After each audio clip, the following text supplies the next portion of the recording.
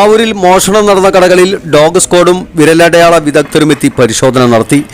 Mavoor bus സ്റ്റാൻഡിന് പിൻവശത്തെ കടകളിൽ ചൊവ്വാഴ്ച പുലർച്ചെ 2 മണിയോടെ നടന്ന മോഷണത്തെ തുടർന്നാണ് പരിശോധന നടത്തിയത്. സ്റ്റുഡൻസ് കോർണർ, NK മൊബൈൽസ് എന്നീ കടകളിലാണ് ഒരേ സമയത്ത് മോഷണം നടന്നത്.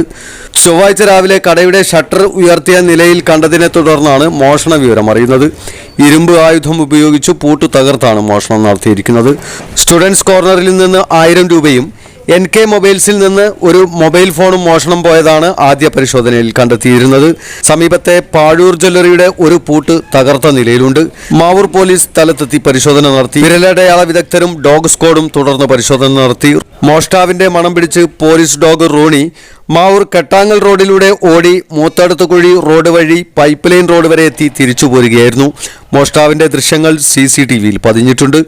തൊപ്പി ധരിച്ചെത്തിയ ആൾ പാഴൂർ ജ്വല്ലറിയുടെ ഒരു CCTV ക്യാമറ കമ്പി കൊണ്ട് തിരിക്കുന്നതും രണ്ടാമത്തെ ക്യാമറ മറക്കുന്നതുമുള്ള ദൃശ്യങ്ങളുണ്ട്. വിരലടയാള വിദഗ്ധർ കട തുറന്നു നടത്തിയ ശേഷമുള്ള പരിശോധനയിൽ സ്റ്റുഡൻസ് കോർണറിലെ CCTV ക്യാമറയുടെ അകത്തുണ്ടായിരുന്ന മെമ്മറി കാർഡ് ഊരി മാറ്റിയതായി കണ്ടെത്തിയിട്ടുണ്ട്.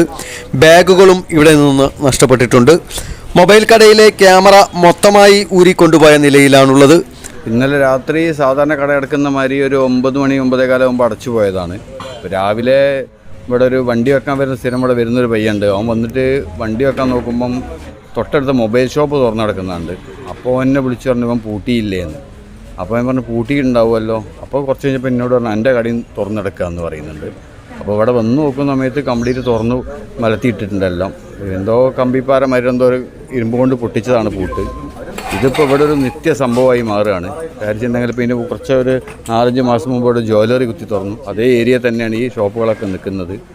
അപ്പം അതിനെന്താണെന്നുള്ളതൊരു വ്യക്തമായൊരു ഇത് കിട്ടണം. കാര്യം നമ്മൾ കേസായിട്ട് മുന്നോട്ട് പോകുക. കാര്യം ഇനി ഇത് വേറെ ആവർത്തിക്കാൻ പാടില്ല. നിത്യസംഭവമായിട്ട് മാറുകയാണ്. ഇപ്പോൾ മഴയും കാര്യങ്ങളൊക്കെ വരികയാണ്. സ്റ്റുഡൻസ് കോർണറിന് സമീപത്തുള്ള പാഴൂർ ജ്വല്ലറിയിൽ ഇതിനു മുമ്പും മോഷണം നടന്നിരുന്നു. രാത്രികാലങ്ങളിൽ മാവൂർ ടൗണിൽ പോലീസ് പെട്രോളിംഗ് കൂടുതൽ ശക്തമാക്കണമെന്നാണ് വ്യാപാരികളടക്കമുള്ളവരുടെ പ്രധാനപ്പെട്ട ആവശ്യം.